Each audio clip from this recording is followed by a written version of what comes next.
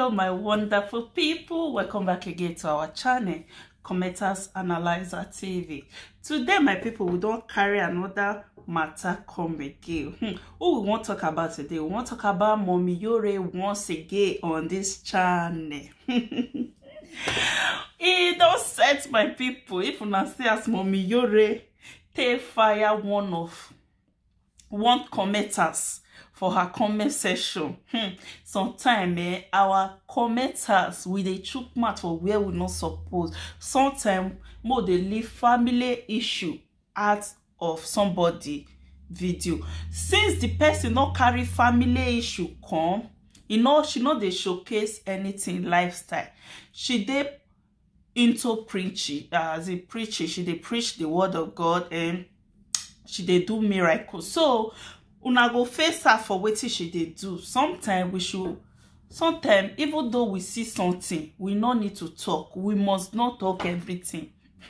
My people, the way where Mommy Iyore take fire these commenters make me want to talk about this matter. Hey, no be small, my people. No be small. Where we for carry this video? We carry this video from Aproko Godfather stroke of Kaegbe. I cut the short video. Now there we will see comment paste. Now there wait for the carry video, my people. So now say this our channel. We dey play the audio for now. Mona listen to the audio as Mommy Iyore take fire one of her commenters. It is very funny and many things when she talk make sense. So we'll play the audio for now. Mona listen to the audio. So before we go to the audio, my amazing people, if you know you never subscribe to this channel, please don't fail to subscribe on your notification bell in case whenever I drop any video, now receive my video gang.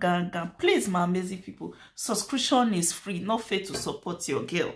Okay, let's go on the audio where Mommy Iyore for fire her commenters. And when are you getting married? Rita just finished her marriage and you call yourself a queen. Live with a man who is not ready to marry you. It is a shame. You not be my papa. You not be my mama. Okay? You not be my papa. Why you go to shame for another person matter? You see why they always talk so wakongbe. Only ya like karibu. Wakongbe. What is your business? What is your business? It's none of your business. Go and think about your life. Go and think about your life. Okay, no problem where because let's see where even you want to relax because I go with the do because what in a man pick a call. Because I want me not so bad before every prayer party or your way no so hero. We can't away. You know good. Oh, I am moving there. Tell them marriage. Well, never no man marriage will tag on. I don't know we marry no one a little son. No man marry or a business way. Okay? Where are they? We gene, work bene, or my cow. It be the hobble of it. Only my the cow. You are I'm moving away. We are the wife movement away. A celeb way of where they cover way. What can't they we walk more? Oh, my, I want to be what would the baby whoosh. What can't they way? Marriage. Let me anyway away marriage. My people, must we pull mats for everything when not concern us? Wanna know as everything they play. Hey, this our people, eh? Okay, like go and marry. Rita don't marry. Waiting if they wait for. Now no say Mommy Iyore, she get the money she won't marry today. Now God and her still know why she never won't marry with her husband. Rita and Queen Rita with her husband, they ready. So mommy Iyore never marry. You know, say maybe she never ready or na her husband never ready. So you must not force everybody to marry. Not be everybody like this marriage of a thing. Some people just want live it together. More just they live together. Not be everybody. When you get married, say happiness not come dey the marriage. Wetin you will talk? Marriage na first, na one thing, and to be happy is another thing. Some people marry today because of people maths. And your mates they marry, you never marry. Some people go do that marriage today. But at the end of the day, inside that marriage, they're not happy. That one na marriage. That one na waste of time. How to come out of that marriage, they can't dey shame because they don't show to the world say we are not married. So we must not force everybody to get married, my people. Wetin dey your mind, no be dey my mind. You marry today, I never marry today. Not be say maybe I not really like what she said. She said everybody is not lucky. We get different luck. You get where I go now, they go accept me. You get where you go the same place, they no go accept you. You get where you go, they go honor you like queen. But me go, they no go honor me like queen. You go come the reason say she fine pass you, or now she knows something pass you. No, God bless everybody with different things. So we must not push somebody to marry when the marriage never did their mind. You see me with man today. Now, for example, you see me with man today. Just they expect say we will get married. You must not marry everybody you date. So Mona no they disturb mommy Iyore. Say go marry, go marry. So let's continue with the audio. Mona listen. My marriage will go home in Nigeria. Yeah. Oh, go home. You know, when you marry, marriage is a problem. Marriage is not my problem. My first marriage is about 12 years ago. I think it's 11 years ago. My first marriage. Go and ask Naomi. Naomi will be marriage. But where I am now, I don't rush for marriage. Okay? Well, marriage is Yahweh marriage. Now so. Marriage now for everybody. When you reach your turn, you will do it. Marriage. You are right. Mommy, okay? At the border.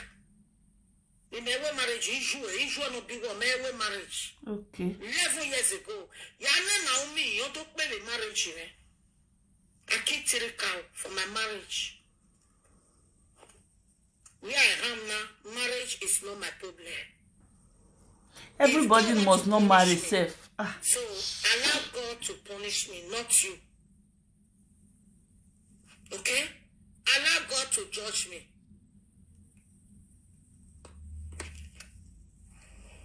Don't say this life with today. So why worry marriage? We no kake noje. Itaka woni be sia isi my go o madam. We ari ya mai. Agboga ruwa we. Umana de iya do wo akpa wo he. Oh, iye gaya no.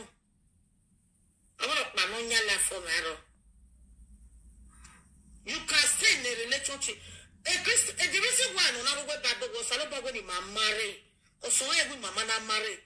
Marry ujagbe. Loneliness. Yeah, and you may understand, you know. And when you really understand. Loneliness. Because we have who are or we really put you with your mama and not marry him. Yeah.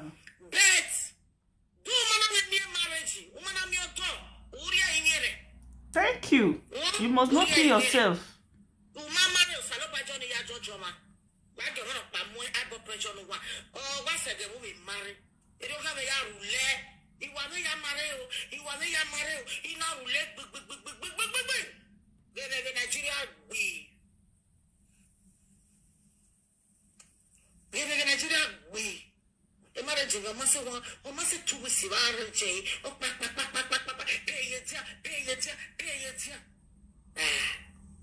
I said in that time, everybody, if you want to marry, I want to make it by no problem. Make sure whether BNA or Wahama. She's right. Women next time, Okmani Viva. Whether BNA, okay, marry or Wahama. It's not my role, and I'm not doing via marry. Or when I win a young go to you, you ma BNA. Nah. Togi yard boka where 6 years or work banner. Uma be a ijere ma get before. And I from the mama, and mama, on any me preaching a live video. From Italy of Yere and mama who fear your papa silly here. Hey, fear mama. It time walk away. What can anybody know away? A mona or a loggie. And we advise you. Yeah, what treatment? My people now know say this marriage of 18, before we go comment session, this marriage of 18, some place they like, if you go do your marriage from home, some people will pull eye for your body. Why some place they say you go do marriage, they not care, they only wish you good luck. If you come back, you will still take in, you still born your pikin. So this marriage of 18, I don't believe say you must take in first before you go do your marriage. Now depends on you, depends of your body system.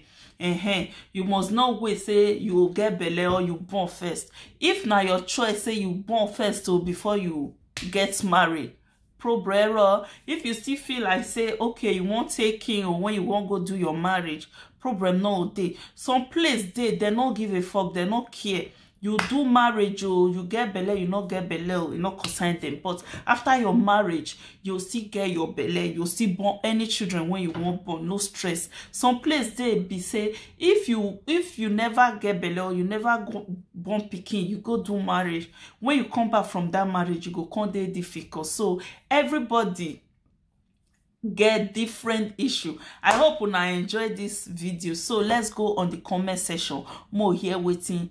Commenters tell mommy iyore. Okay, so my people, our first commenter say he said the truth is that Iyore give herself for the Igbo man for free of charge. Wetin Igbo man no go do her own tribe person, but Iyore do want to herself. He said but he do want to Iyore to keep her in her ass for free. If na Igbo woman na, the Igbo man go run quick, go put money for her head, even do the woman never born for her.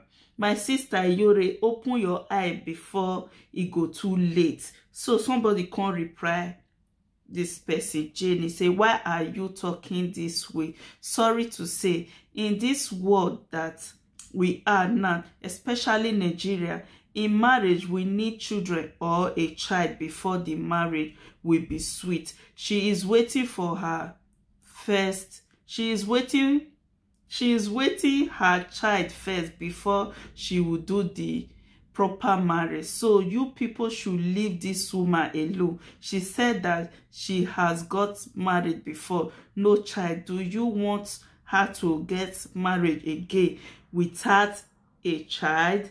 She is waiting for God's intervention, so please let her be. Nayera, my people, now know say I will paste this comment. Mona see the comment, say no be me talker, nah commenters. Everybody know as Mommy Iyore don't really dey wait for God to bless her. So Mona no go dey like disturb her with marriage. Marriage not be the first thing.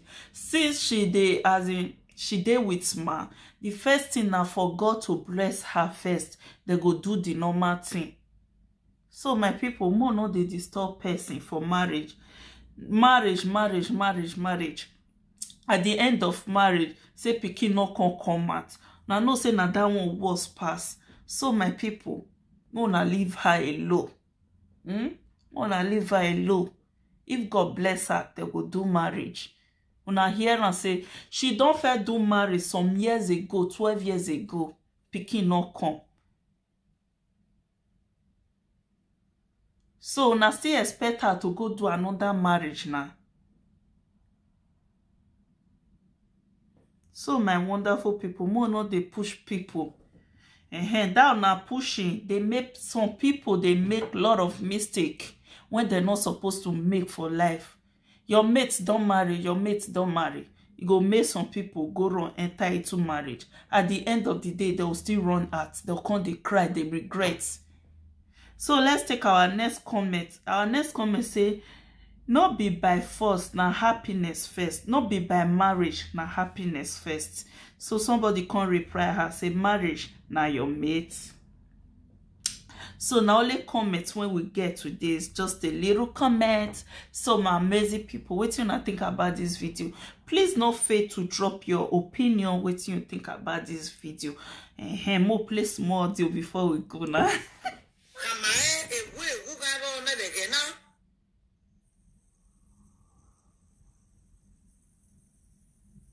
Good thing. It's a blessing. A marriage you yeah. If you jump the right person. God bless you. Yeah. Never problem. Why worry? Why you in the one? Oh, no way marriage you will not. Why Tory marriage you? Why Mela go down with marriage you? Why make me running? Why make promotion? A teacher Suyane will not know what. Oh, boy, when you should be marriage, only a CS or your marriage, only a marriage by marriage. You got one more turn again. So, when you don't know why I Mekaune, a position in Medicina, he roach, we roach. Nika, we were roach, he roach. He may not be anyway, Jen, he move you cake banana. Don't why will here where or we Bible where. You must marry. So not bad to boy, yeah, where you really love a marriage. We no cancel no die no or see. In my setting, on here, it might be say 1 year old. I want call it. Nimuhu way. Vosu nai. Okay, I work bana. Abukawe yama. Okay, no work bana hello. Hey, watch it. Irema. Abukawe whatever I or me.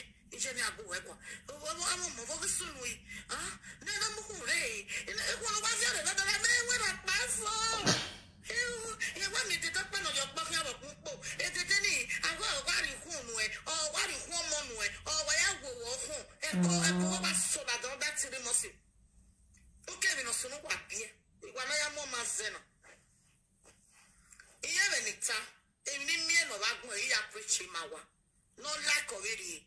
No like whenever you so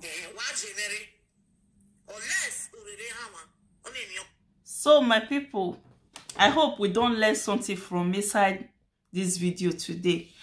Please my people, we are about to end this video right now. God bless you all for your amazing support. Please, you never subscribe to this channel. Not fail to subscribe to support your girl. I love you all. Stay blessed. See you on my next video. Bye.